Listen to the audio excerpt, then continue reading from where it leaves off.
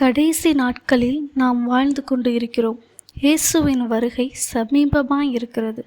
நாம் வாழும் இந்த காலத்தில் இயேசு கிறிஸ்து வரப்போகிறார். அவர் வருவதற்கு முன்பாக இந்த உலகத்தில் என்னென்ன சம்பவிக்கும் என்பதை வேதம் தீர்க்க தரிசனமாக நம்மளுக்கு சொல்லுகிறது. கடைசி காலத்தில் இவையெல்லாம் சம்பவிக்கும் என்று ஆண்டவர் நமக்கு ஒரு பெரிய லிஸ்டே கொடுத்திருக்கிறார். சிலது வெளிப்படையாகவும் சிலது மறைப்பொருளாகவும் இருக்கிறது. வாசிக்கிறவனுக்கு தெரியாமலும் தேடுகிறவனுக்கு புதைப்பொருளாகவும் பல இரகசியங்களை உள்ளடக்கி இருக்கிறது தான் நம்முடைய வேதம். இன்றைக்கும் கடைசி காலத்தில் சம்பவிக்கப் போகிறவைகளில் சிலவற்றை இந்த காணொளியில் பார்ப்போம். யோவேல் 2 எண்ணி முடியாத ஒரு பலத்த ஜாதி என் தேசத்தின் மேல் வருகிறது. அதன் பற்கள் சிங்கத்தின் பற்கள், துஷ்ட சிங்கத்தின் கடவாய் பற்கள் அதற்கு உண்டு என்று எழுதப்பட்டிருக்கிறது. இதில் என் தேசத்தின் மேல் என்று கர்த்தர் சொல்கிறார். அதாவது இஸ்ரேல் தேசத்தின் மேல் ஏதோ ஒரு பலத்த ஜாதி வருகிறது என்று சொல்லுகிறார். அது எந்த ஜாதி? இப்போ இஸ்ரேலுக்கும் ஹமாஸுக்கும் போர் நடந்து கொண்டிருக்கிறது. இது 3ஆம் உலகப் போராக மாறி உலக நாடுகளுக்கு பேரிழப்பு உண்டாகும். அந்த 3ஆம் உலகப் போர் முடிவில் ஒரு நாடு வல்லரசாகும். அப்படி எந்த நாடு வல்லரசு ஆகிறதோ அந்த நாடுதான் எண்ணி முடியாத பலத்த ஜாதி. 1ஆம் உலகப்போர் முடிவில் இங்கிலாந்து வல்லரசானது. 2ஆம் உலகப்போர் முடிவில் அமெரிக்கா வல்லரசு ஆனது. வெளிப்படுத்துதல் 13 நான் கண்ட மிருகம் சிறுத்தையைப் போல் இருந்தது. அதன் கால்கள் கரடியின் கால்களைப் போலவும் அதன் வாய் சிங்கத்தின் வாயைப் போலவும் இருந்தன என்று எழுதியிருக்கிறது. இதில் அந்த வாய் சிங்கத்தின் வாயைப் போல என்றும், யோவேல் 2:6 சிங்கத்தின் பற்கள் என்றும் ஒரே மிருகத்தை பற்றி தான் சொல்லுகிறது. இங்கே மிருகம் என்பது அரசாங்கம், அதாவது கவர்மெண்ட்டை குறிக்கிறது. அது எந்த ராஜ்யம் என்றால் யூரோப்பியன் யூனியன். இந்த யூரோப்பியன் யூனியன் தான் இப்போ உலகத்தின் அடுத்த வல்லரசாக மாறிக்கொண்டு வருகிறது. இந்த தேசம்தான் அந்த பலத்த ஜாதி. இவர்கள்தான் இஸ்ரேலுக்கு விரோதமாக எழும்பி வருவார்கள். இவர்களின் கடைசி ராஜாவாக வருகிறவன் தான் அந்தி கிறிஸ்து. அந்தி கிறிஸ்து எந்த நாட்டிலிருந்து வருவான், எந்த கோத்திரத்திலிருந்து வருவான் என்று நமது சேனலில் ஆல்ரெடி வீடியோ போட்டிருக்கோம். வேண்டுவோர் பார்த்து கொள்ளவும். ஆனால் அவன் வருவதற்கு முன்பாக உங்களையும் என்னையும், அதாவது மணவாட்டியாகிய சபையை மீட்க இயேசு இரகசிய வருகை வருவார். 2 தெசலோனிக்கர் 2:7-8 அக்கிரமத்தின் இரகசியம் இப்பொழுது கிரியை செய்கிறது. ஆனாலும் தடை செய்கிறவன் நடுவிலிருந்து நீக்கப்படும் முன்னே அது வெளிப்படாது. 8 நீக்கப்படும் போது அக்கிரமக்காரன் வெளிப்படுவான், அதாவது அந்தி கிறிஸ்து வெளிப்படுவான். இங்கே தடை செய்கிறவன் என்று சொல்வது மணவாட்டியாகிய சபையை.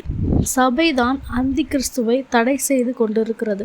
இயேசுவின் இரகசிய வருகையில் சபையானது எடுத்துக்கொள்ளப்பட்டதற்கு பின்பாக அந்தி கிறிஸ்து வெளிப்படுவான்.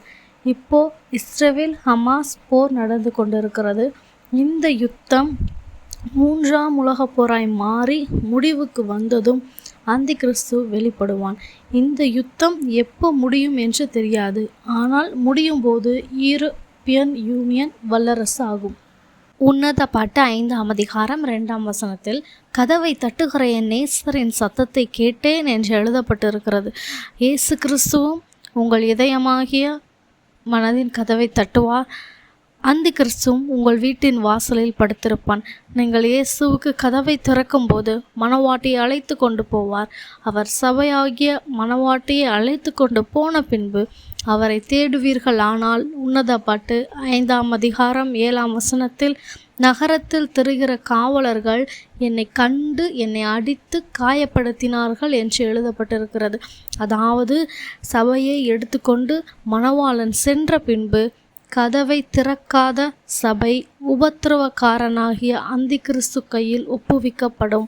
அப்பொழுது அந்தி கிறிஸ்து அதை பிடித்து அடித்து காயப்படுத்துவான். அதனால் உபத்திரவத்துக்கு முன் கதவை திறப்பது மனதை திறப்பது நமக்கு பாக்கியமாகும். உன்னத பாட்டு 8ஆம் அதிகாரம் 5ஆம் வசனத்தில் வனாந்தரத்திலிருந்து வருகிற இவள் யார் என்று எழுதப்பட்டிருக்கிறது. வெளிப்படுத்துதல் 12ஆம் அதிகாரம் 6ஆம் வசனத்தில் ஸ்ரீயானவள் வனாந்தரத்திற்கு ஓடிப்போனாள் என்றும் எழுதப்பட்டிருக்கிறது. இயேசுவின் இரகசிய வருகையில் நாம் ஆயத்தமாக இருந்தால் அவர் தட்டும்போது நாம் திறந்துட்டால் அவருடனே அழைத்து சென்று விடுவார். நாம் அப்படி தட்டும்போது திறக்காத பட்சத்தில் வனாந்தரத்திற்குத்தான் ஓடி போக வேண்டும். அதுதான் உபத்திரவ காலம். வெளிப்படுத்துதல் 12ஆம் அதிகாரம் 17ஆம் வசனத்தில் சர்ப்பமானது அவள் மேல் கோபம் கொண்டது என்று நம்மால் வாசிக்க முடிகிறது. அதற்கு முன்னே எச்சரிப்பின் சத்தத்தை நேசர் கொடுக்கிறார். மணவாட்டியே கதவை திற, என் ரூபவதியே கதவை திற என்று இரகசியமாய் கதவை தட்டுகிறார். தட்டும்போது திறந்திட்டால் எந்த காவலாளியும் நம்மை அடிக்க மாட்டார்கள். நேசருடன் சென்று விடுவோம். இதுதான் இயேசுவின் இரகசிய வருகை. யோவேல் 2ஆம் அதிகாரம் 16ஆம் வசனத்தில் ஜனத்தை கூட்டுங்கள், சபையை பரிசுத்தப்படுத்துங்கள், முதியோரையும் சேருங்கள், பிள்ளைகளையும் பாலுண்ணுகிற குழந்தைகளையும் கூட்டுங்கள்.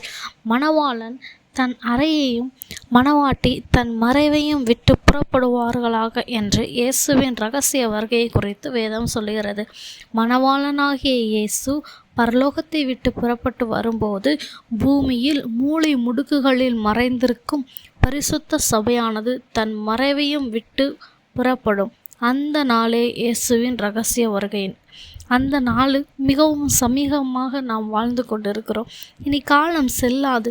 நேசர் எப்போ கதவை தட்டுவார் என்று தெரியாது. இஸ்ரவேல் தேசத்தார் எருசலேமில் ஆலயத்தை கட்டுவார்கள். இந்த ஆலயத்தை அவர்கள் கட்டும்போது இஸ்ரேலுக்கு விரோதமாய் பலத்த ஜாதிகள் எழும்பும். போர் நடக்கும். போரின் முடிவிலே அந்தி கிறிஸ்து வருவார்.